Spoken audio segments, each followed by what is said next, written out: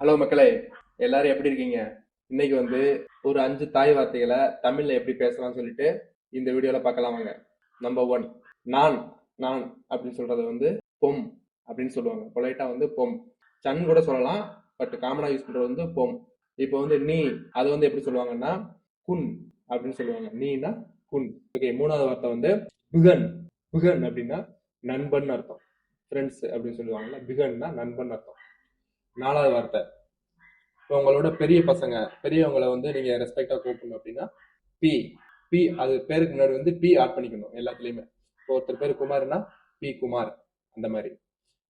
அதுக்கு வந்து அதான் இப்போ உங்களோட பெரியவங்களை வந்து பி அப்படின்னு சொல்லுவாங்க, பி குமார். ஓகே.